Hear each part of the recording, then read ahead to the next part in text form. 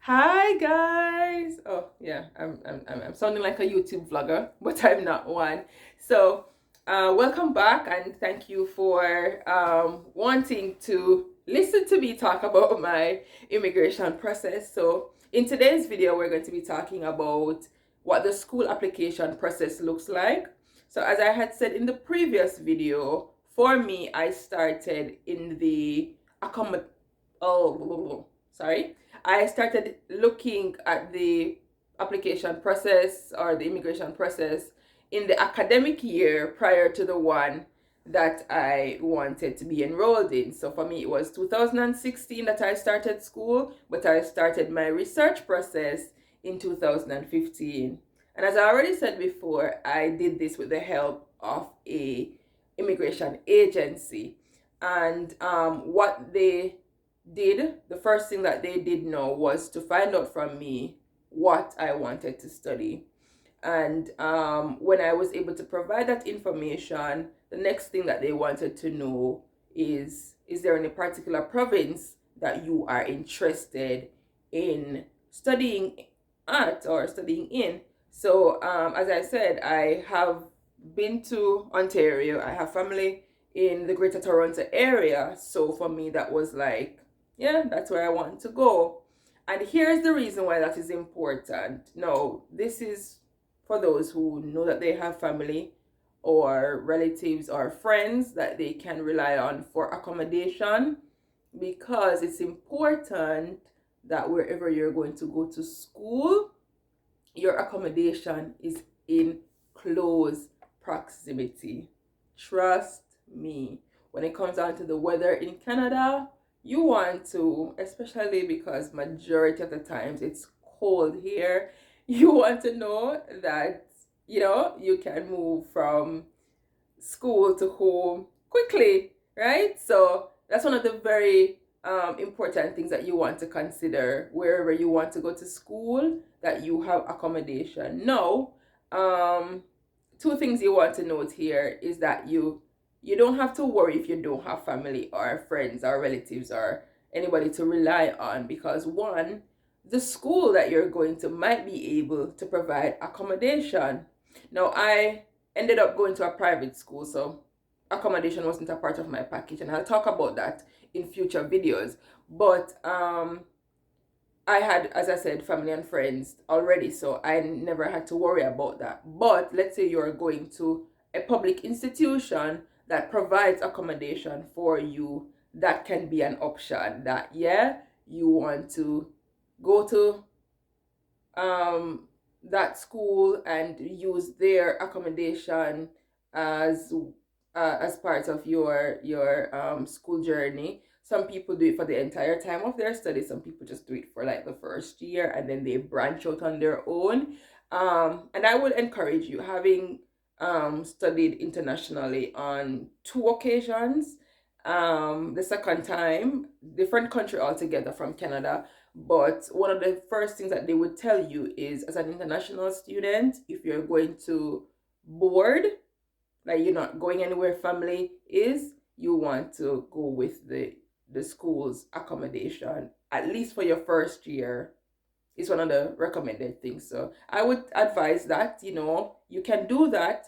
And if all else fails, you don't have any family, or the school doesn't have accommodation, as it was in my case, or it has accommodation but you find it might be cheaper to do it on your own, then you have no need to worry, because if there's one thing in Canada, the transportation system is top notch. Like, it's very reliable. If the so everything is governed by apps now. If the app says to you, whether it be Maps or Waze or Transit or whichever one is out there that you would end up using, says to you that the bus is going to come at 10 a.m., I would say to you, be out there from 9:55, because it's so reliable to the point that sometimes it's a little bit earlier than it said it would be. So you want to be conscious of that. But the point I'm really making is that the transportation system is reliable, so you don't have to worry about the fact that, oh, I'm going to be at a disadvantage. So you select your school based on your proximity. That's basically what all that rambling was about, right? Then the next thing when you're selecting a school, which is very, very important, is that you select a school that is a designated learning institution. It means that it has a DLI number, which makes it a school that should accommodate international students and be able to award you a postgraduate work permit when you're finished, because that is important. Because I'm pretty sure you come here, you get your Canadian qualifications, you're going to want to work. Because I know majority of us, when we come here to study, we don't plan to go back home.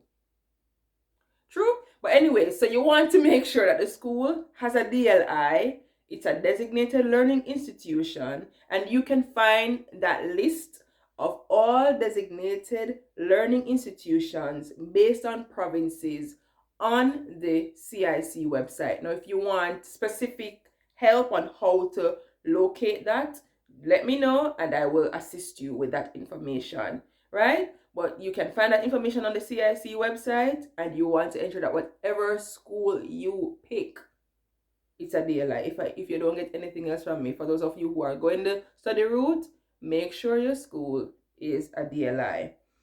All right, so as I said, no, my school was private. So the things that they requested of me in the application process would have been different from other institutions. Like public institutions just probably want just your qualifications, or your whatever previous studies that you have done, the transcripts of those, and like other things relating to your personal information. But for me, my school in particular, based on the program that they offer that I was studying, wanted what is known as a qualification equivalency. So I had to go to a organization that provides that information, where my previous Jamaican qualifications had now to be vetted against Canadian standards to determine what my qualifications look like in Canada. That was requested of me by my school because that's their policy. Your school may not request that, so you don't have to worry about it. However, just know that when you are going to end up going for your PR, that will very much be a requirement of Canadian immigration. I'll talk more about what that looked like for me when I was going for my PR, but for now, I was happy that my WES was requested in that initial stage. Now, I'm not saying to you, go do, or when I say WES, I mean the organization was World Education Standards. They are the ones that do the equivalency thing. Yeah, so I'm happy that mine was requested, but I'm not saying to you that you need to go do one. If your school don't ask for it, you don't need to provide it. And that's another thing that I will probably talk about. If the school don't ask for something, if the immigration don't ask for something, be very wary that you're not providing or spending money actually to go give so that you're not asked for, right? Especially if it costs money. Wait on them to tell you what they want before you do anything like that. So my school requested those things of me. They did a telephone interview with me. Then they sent me documents that I had to fill out online. It was like a written interview and test that I had to do. And then for me, that process happened between February of 2006 and 2016, February to June 2016. And it was really because of my own choice to make the process that long. It doesn't have to be that long, but it was just my own thing. So that's basically what the school application process looks like. So I'll come back next week now to talk about what the visa application process looks like and what the required documents that you must have when you're applying for your visa. So thank you so much for joining in this video, and see you again next week. Thank you.